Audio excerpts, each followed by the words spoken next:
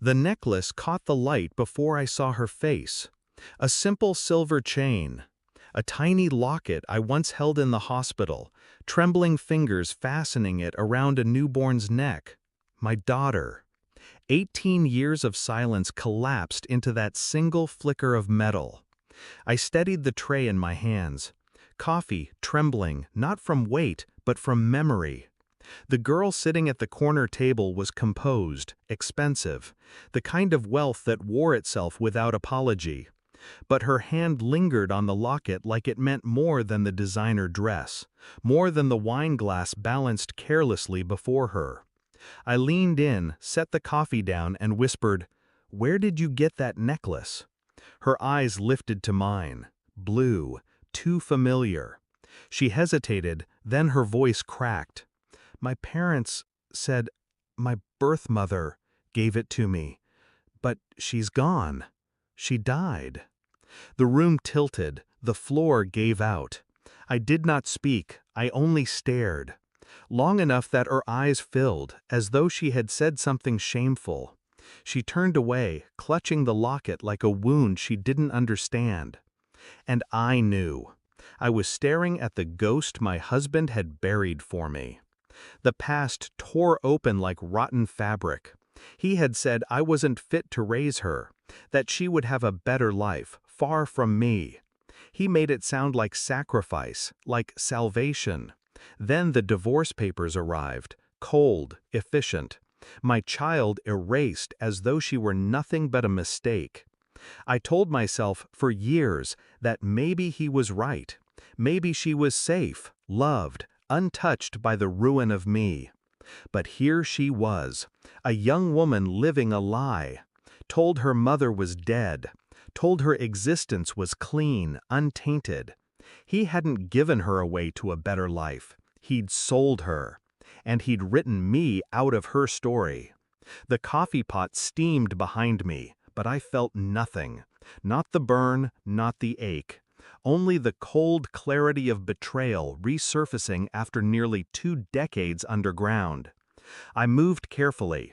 I watched her come and go. Same restaurant, same table. Always alone, though the car waiting outside was foreign and black. I memorized the plates, the driver's face.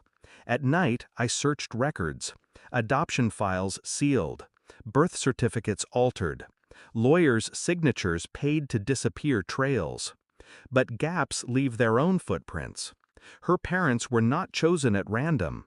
He had placed her with money, influence, a family who could make me irrelevant.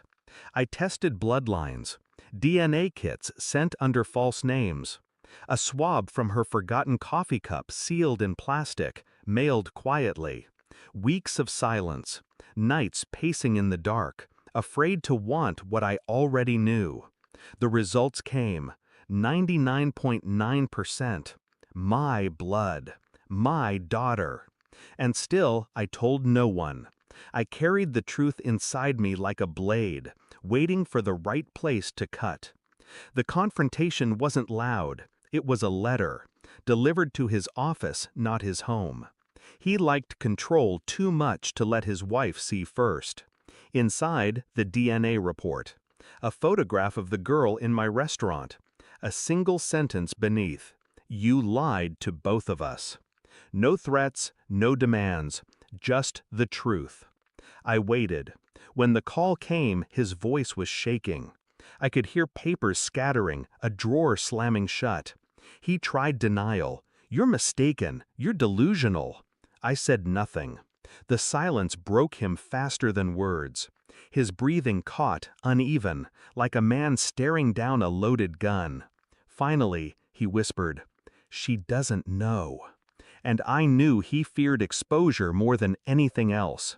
I didn't raise my voice. I didn't need to. I told him she came to my table every week, that she spoke to me, smiled at me, without knowing who I was. That one day I might tell her the truth. Not today, not tomorrow, but one day. I let him sit in that uncertainty. Let him imagine his empire crumbling when she looked him in the eye and asked why he murdered her mother.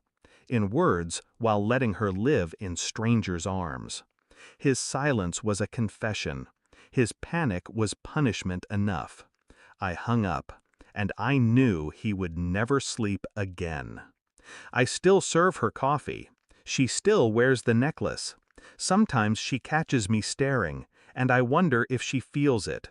The blood, the history, the silent truth thrumming just beneath her skin. But I don't rush it. The truth is patient. One day she will ask again.